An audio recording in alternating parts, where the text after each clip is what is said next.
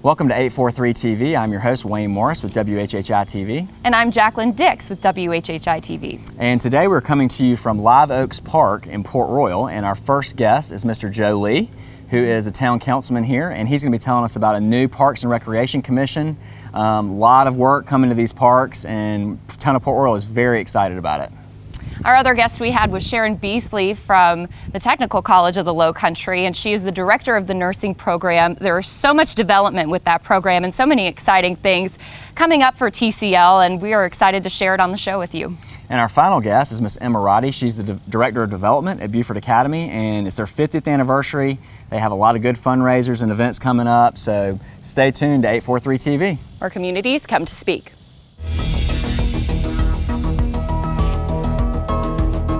843 TV, where Bluffton comes to speak. 843 TV, where Port Royal comes to speak. 843 TV, where the town of Hilton Head Island comes to speak.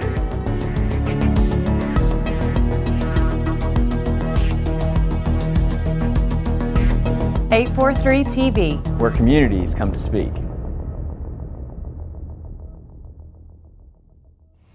We are now joined by Joe Lee, who is the town councilman here in Port Royal. Joe, how are you? I'm great, great. So we are learning today about a Parks and Recreation Commission that you've started. What can you tell us about that, and just give us some details? Yeah, well, the big deal is the staff in town hasn't had time to do a complete job of managing our parks. And like the park we're sitting in here right now, this is the Live Oak Park. These things need constant oversight and direction, and so to put together a commission that'll deal with that and then tell us on council what they think we need to be doing.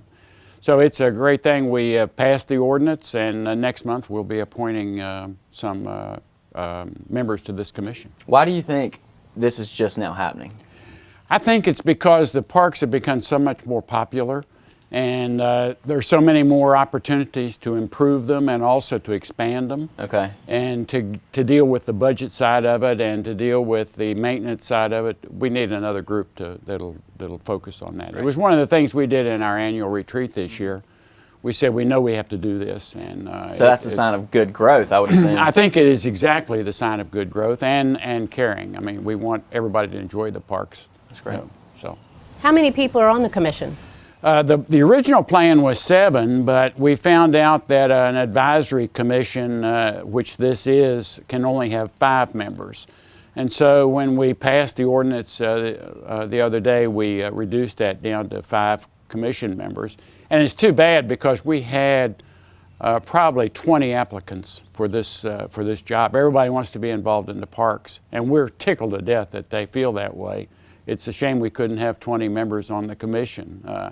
But I think that would be like herding goats. So I think we'll stay with 5.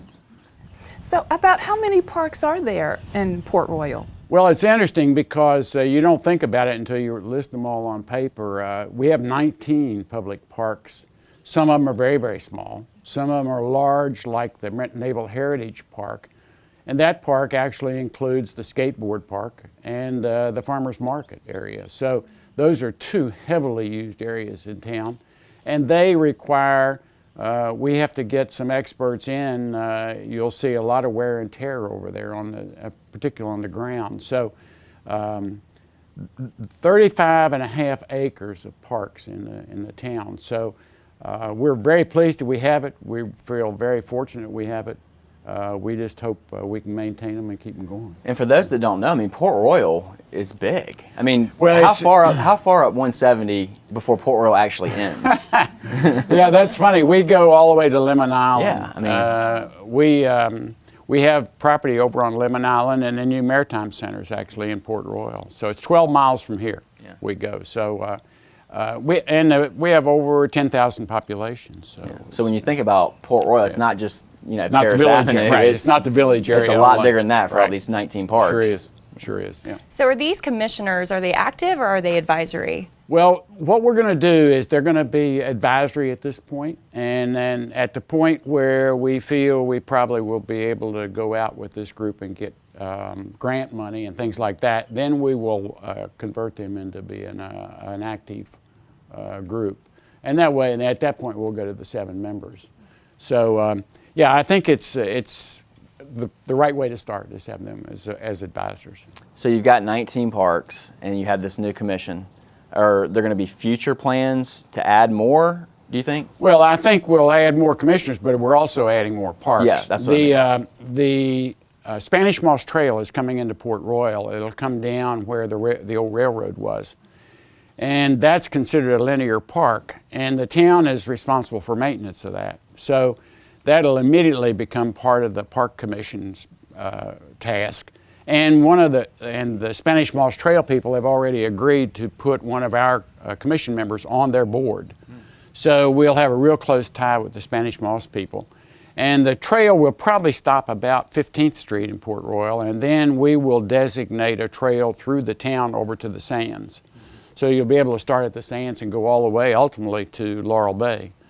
So that part of it is going to be part of what this commission will be doing. And the other thing is the port property itself has been zoned for about 12 acres of park.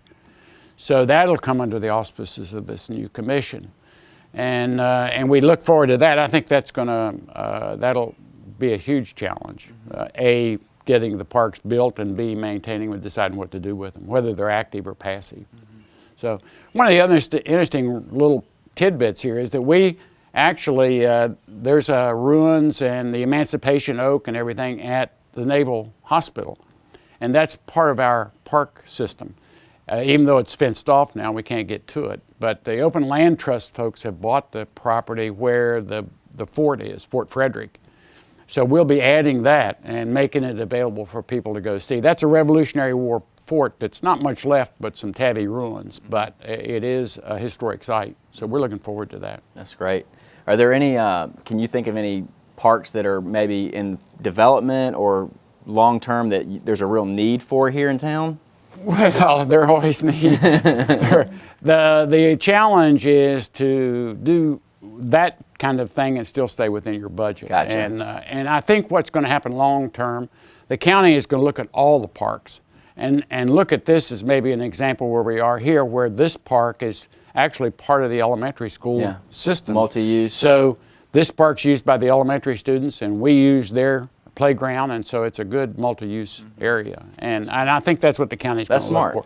Well, the problem is you take a park like the Sands or the skateboard park, they're used by children throughout the county. And so the town pays for that. So maybe some of that's not fair. Gotcha. So you have to work that out. All righty. Well, good information.